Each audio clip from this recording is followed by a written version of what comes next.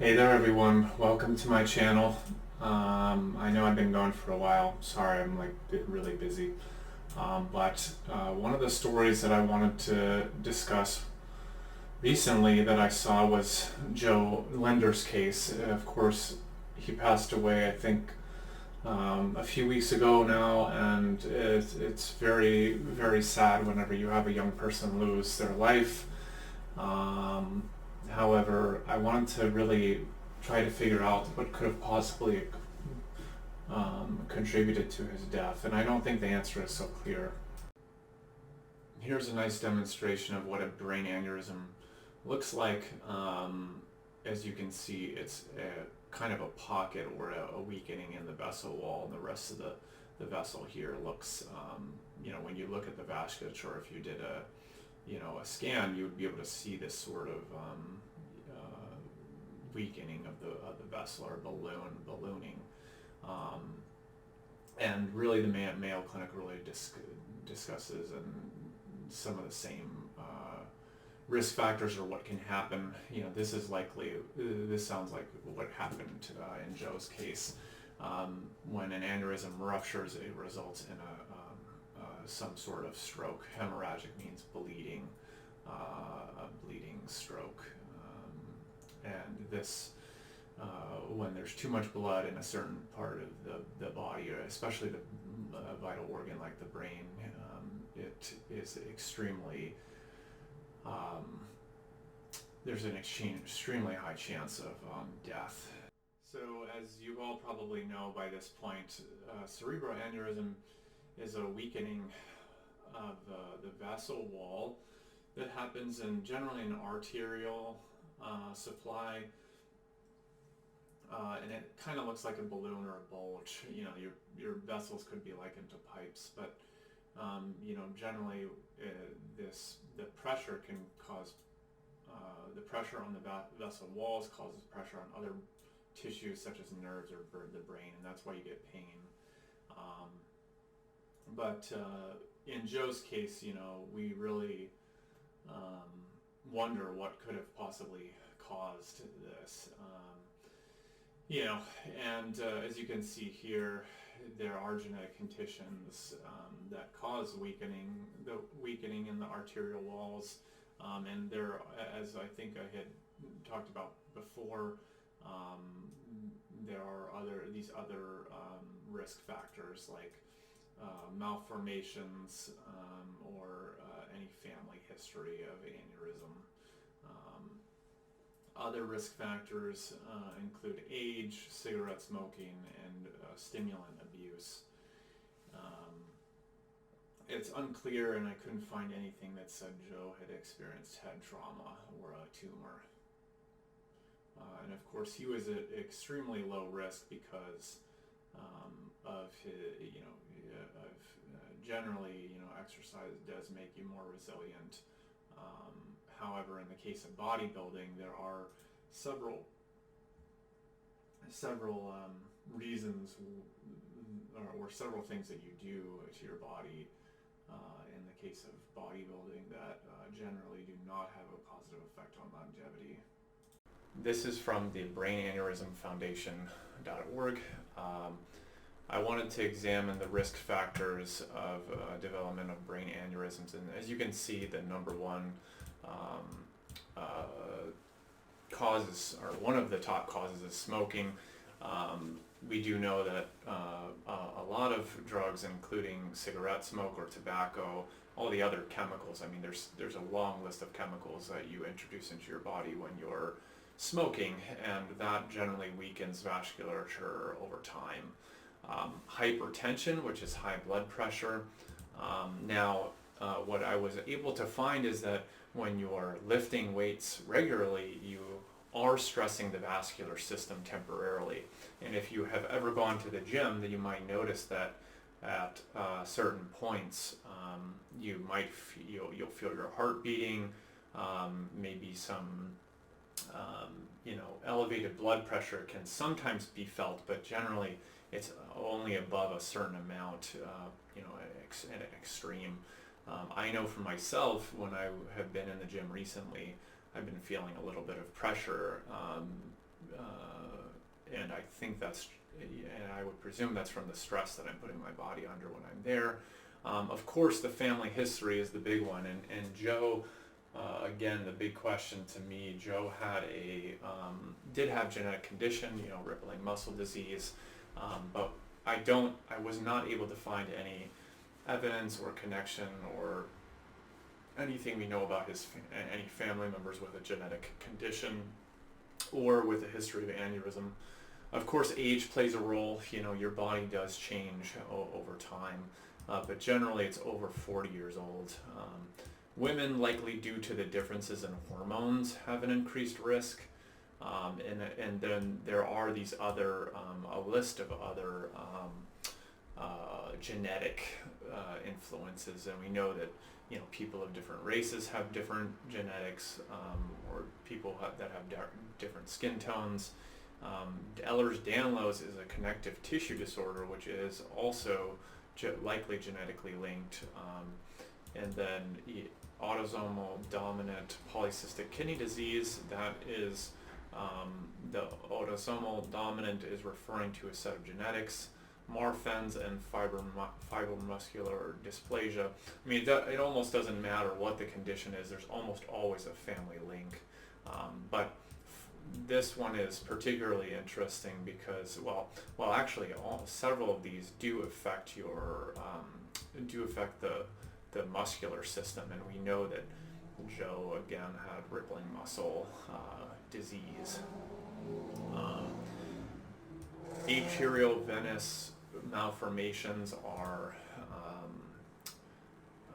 essentially abnormalities that are found in the vasculature, and of course, if you've got abnormalities of your vasculature between the arteries and veins, that's what arterial venous means, between these two, the two, the blood, the pathways leading away into the heart.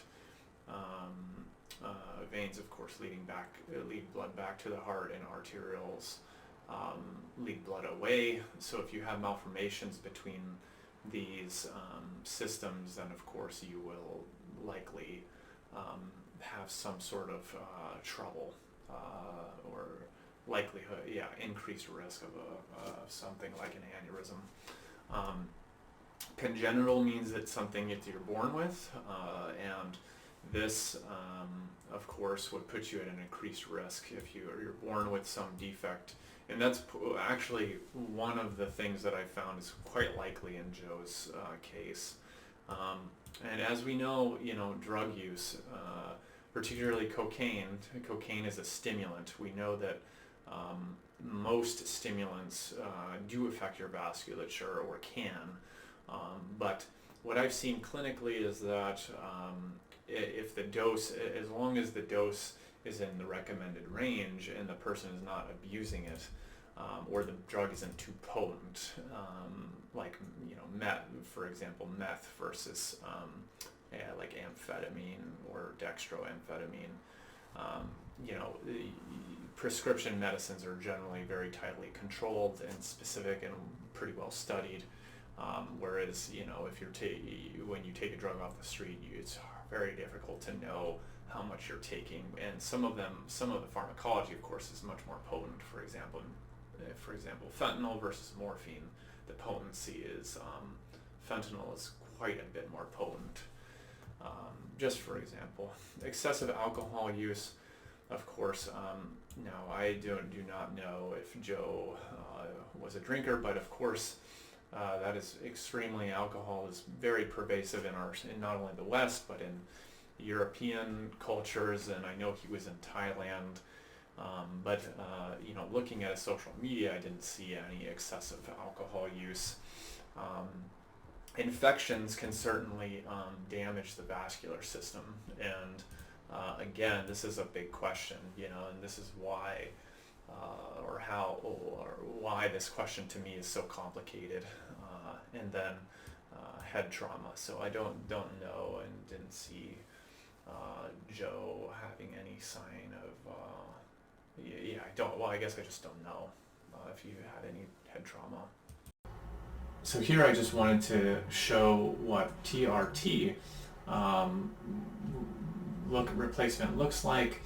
And again, here is the normal range. We suspect 400 to 700 nanograms per deciliter, but there is no consensus on when to initiate a TRT in men. These therapies have been around for a long period of time, since the 1950s, and so we've studied them for like 70 years. Okay, here we go. So for IN injections of testosterone, generally 100 milligrams or 200 milligrams every 2 weeks. Okay, yeah, that's the same dose. And then of course, yeah, you measure serum testosterone until you got to the desired level that you want. Now, Jo had admitted in his podcast with Bradley that he had taken testosterone propionate. He referred to it, I guess, by the short prop, which of course is an anabolic steroid. The other performance-enhancing drug that Jo openly discussed and admitted to for some period of time was Trenbolone. I tried to do a search of rippling muscle disease as well as aneurysm here in the National Library of Medicine, and you can actually see that there is basically no results. And if you wonder why, connecting these two would be incredibly hard and extremely rare.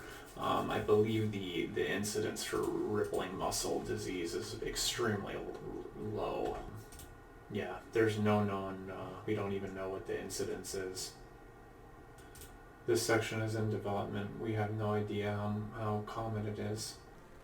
From Science Direct, muscle disease is an inherited disorder of skeletal muscle tissue, which you can experience these certain symptoms: muscle cramping, stiffness, and lateral rolling movement of muscle contractions. And there are multiple, I'll show multiple, there were multiple points in which Jo demonstrated this. However, what we're really interested in here is the connection between, is there a connection between skeletal muscle disease and possibly something else, especially vascular wall pathology. So one of the contributing factors to Jo Linder's passing could have possibly been glycation. This is essentially the fusing of several things in the body or blood, usually including a protein, lipid, or DNA, as well as a carbohydrate molecule. Adduction means the addition or fusing. I was able to find in the Taylor and Francis, I was able to find in the Journal of Substance Use that glycation plays a role in possible aneurysm development. Now, most of the research I was able to find on the role that anabolic steroids play in aneurysm development are case reports, which means that there is just a single report. It's an individual case of some health change status. So in the case of this young man, it was found that he was dead and that he had a rupture of a thoraco-abdominal aortic aneurysm,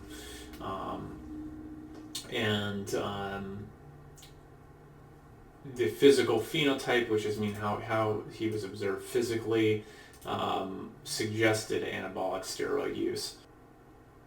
Intense glycation, again the fusing of multiple products likely in the blood, and anabolic steroids contributed to remodeling of arteries and a developed aneurysm. A big question in my mind is, how could COVID or SARS-CoV-2 infection have possibly contributed to Jo's death, but there was no history of subarachnoid hemorrhage, which is a stroke occurring in the brain in her family. And they ended up finding through computer tomography scan a ruptured anterior communicating artery aneurysm that is, of course, in the head. And we know that things like COVID result in systemic inflammation. In the Journal of Athletic Training 2012, there was an article published that talks about anabolic androgenic steroids, and when you go to the possible health effects of AAS, you don't have to look far to find that there are cardiovascular effects. However, in some cases it might be unclear, and again, this is likely due to confounders. So one thing to interestingly point out is that cholesterol is the precursor to a lot of these steroids, and including testosterone. And here, men and women have progesterone. You can see my Adobe software is working very well here.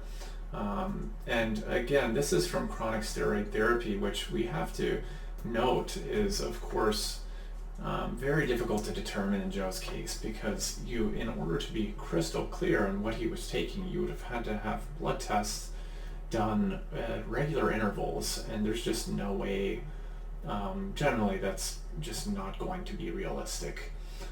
And so in both of these cases, what's really interesting to point out here is this first case had a rheumatic deformity, and this 55-year-old woman had been on prednisone for 30 years, and when she was treated, they found a saccular type false aneurysm arising from the distal aortic arch, and they were able to repair it. And so again, I mean, in this case, it could be that something else possibly contributed to this, and suddenly she passed away. But in a case report like this, again, is just I mentioned about Joe. You would really have to have a long medical history and records of her, which she might have had at least in some degree, but I don't think it's really discussed here. The second case was a 6-year-old woman again. Pain, it's important to point out here that chest pain, of course, can mean many things, but generally, in the case of an aneurysm, pain is the primary symptom. Now, I know that Joe did not have what is called a AAA. However, in this study published in the Journal of Circulation, or maybe it's the Circulation Journal in 2017, we can see that AAAs, the authors concluded that oral steroid usage is an important risk factor for AAA expansion, which simply means, essentially they found a positive association between oral steroid usage and expanding AAAs, which of course refer to abdominal aortic aneurysm. The description, of course, is down here.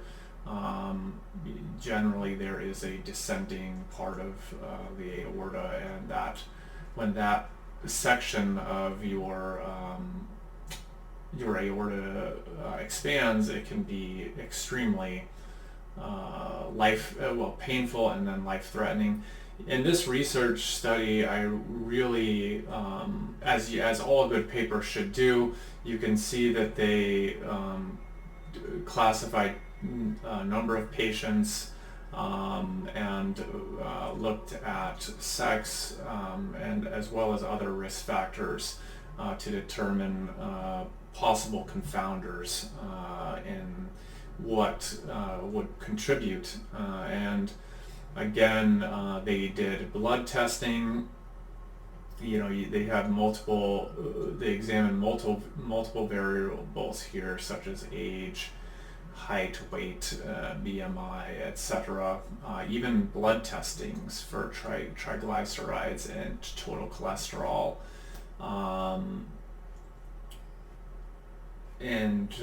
This is essentially what you would do in most high quality papers, as well as look at other sorts of disease.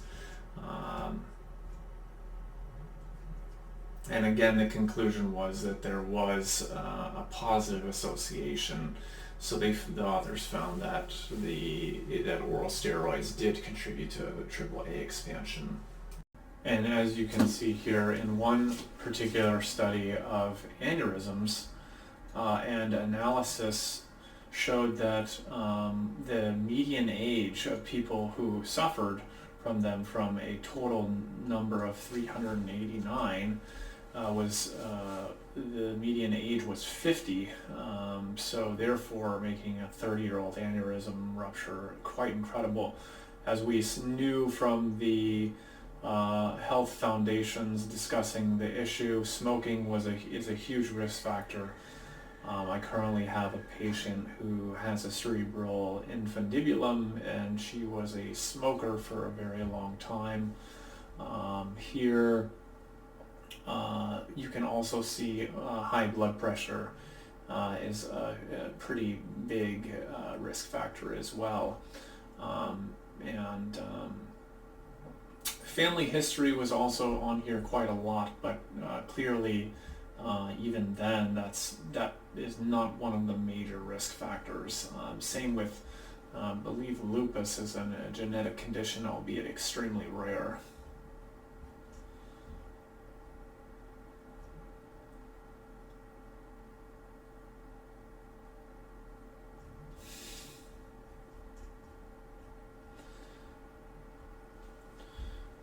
And the conclusion here to point out is that in young patients especially, there are these unique characteristics that are not particularly common, but that's really all we can say.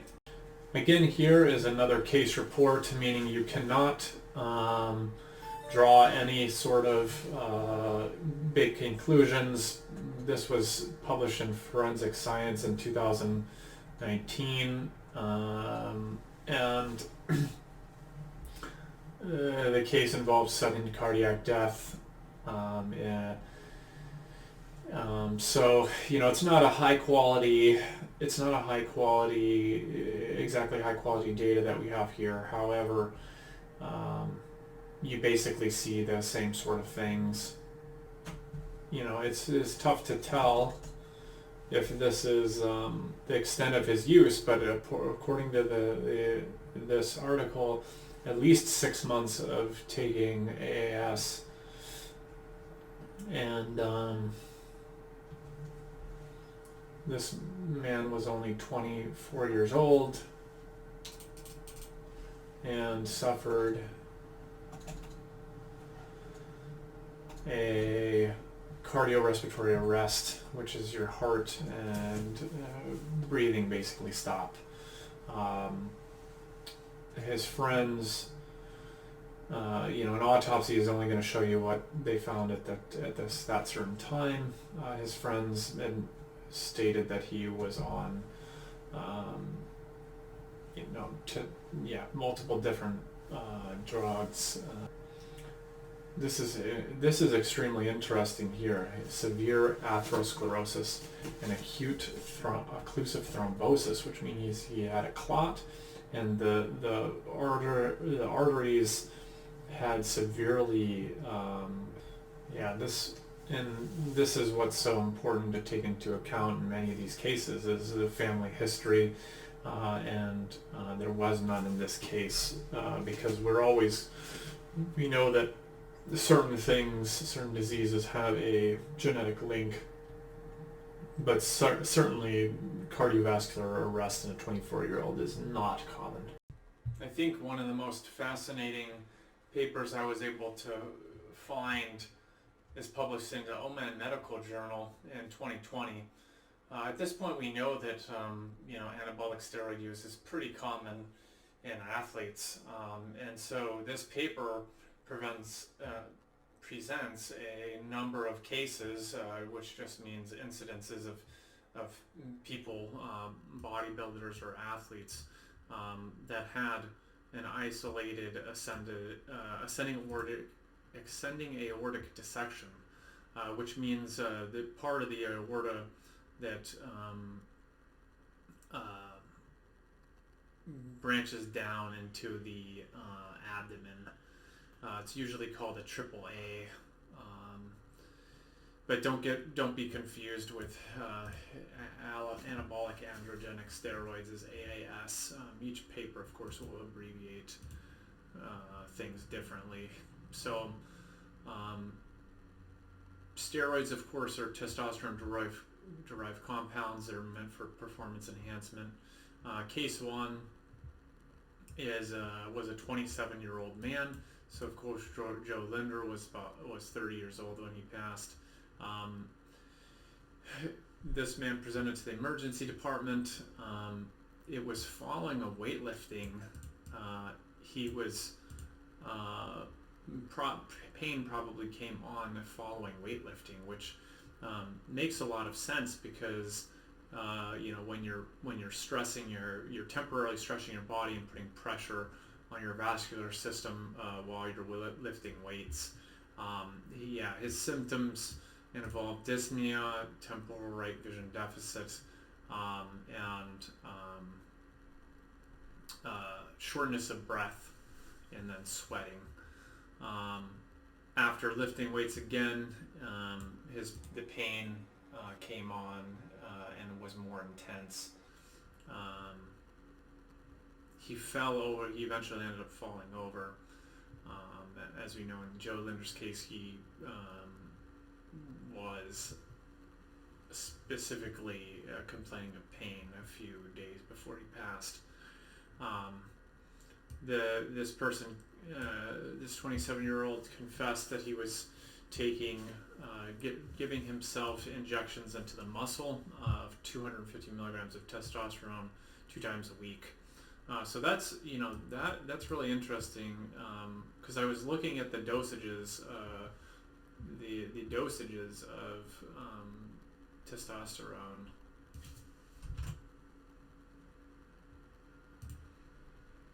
Now here is another case report of a ruptured aortic aneurysm. Now Jo had an aneurysm in his head or neck. Likely is that is where the pain was located.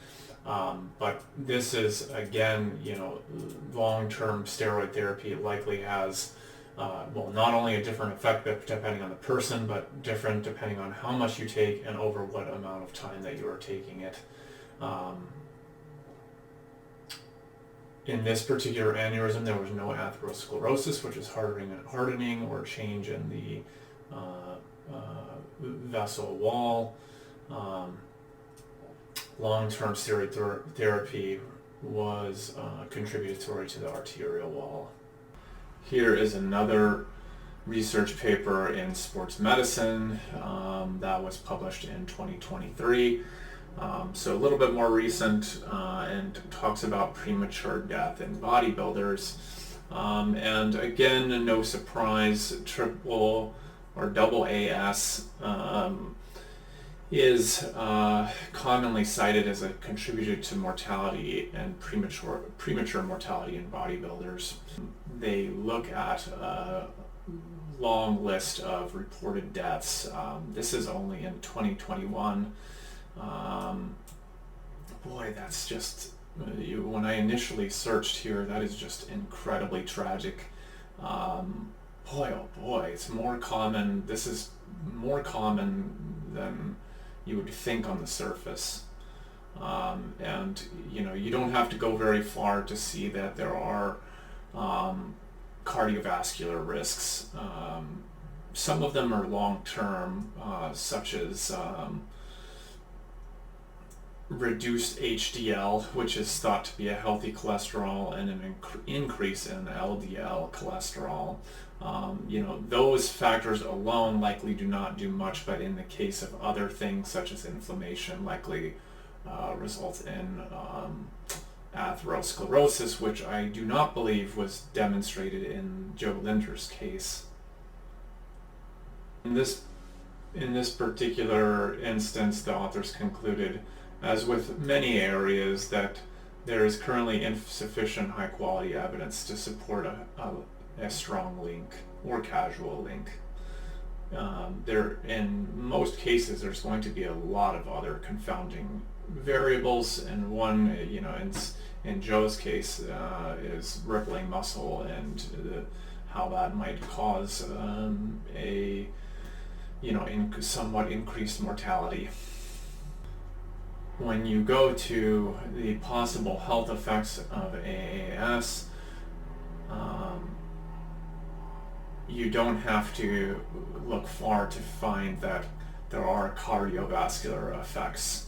However, in some cases it might be unclear, and again, this is likely due to confounders. That what are the something like how would atherosclerosis play a role? How does age play a role? How do other genetic conditions play a role, such as rippling muscle disease? How does diet affect your health status and cardiovascular system? It'd be interesting to know if Jo was taking something like fish oil, for instance, which we think has a pretty anti-inflammatory effect on the cardiovascular system. Now, one of the points I really wanted to touch on is the extremes that bodybuilders go to achieve their results. And from just briefly looking at Jo's posts, it seems he was extremely concerned with how he looked and his body, and I know that this is very common these days. However, being involved in social media, as the BBC News reports, it feeds into a lot of this, a lot of the minds of young men, and the need to feel, super, and I think that's what leads people to take performance-enhancing drugs. And I know it's also, of course, you pretty much have to if you want to compete or stand out, because almost everyone else is doing them. But it's just very sad, because this is a serious public health problem. So from the UK anti-doping group, we have a pretty important point, and I really think in Jo Linder's case, what exacerbates this sort of body image dysmorphia is social media, and here, of course, that's what is being observed in the UK, is that these influencers are obsessed with looking a certain kind of way, and that social media does normalize injecting practices. I'm sure I could go into TikTok and find a million videos of people injecting themselves with drugs. In Jo's last post on Instagram, he openly admitted that he was struggling with testosterone replacement therapy and recovering, gains in his testosterone level, which is a commonly known side effect of taking hormones. Is your body almost, even in the instance of like taking melatonin at night for sleep, your body basically will stop producing the melatonin as it is as you introduce it chemically, because our bodies are very adaptive to the stress we put on them. Obviously, if you look at Jo's body, he is very well adapted to lifting heavy weights over a period of time. But when you're on testosterone replacement therapy for a long period of time, your body tends to compensate by decreasing androgen secretion. But the sad thing in this post to me is the fact that he was extremely obsessed with how he looks. In conclusion, everyone, I don't know that we can conclusively say what contributed to Joe's passing at an early age. However, I guess I would just urge everyone not to take performance-enhancing drugs. It seems to me as though, from reviewing the cases, the case reports that we have so far, that it only, you might get a short-term benefit, but in the long term, it definitely is detrimental to your health. There are so many cases of young people passing away, and the loss of life is extremely tragic. We already have enough of it. We don't need to do any more. And what you put into your body is, at the end of the day, your own prerogative and decision. But from what I know and what I've looked at here in the past, this video actually took me like 3 weeks to make. I would strongly advise against the use of steroids.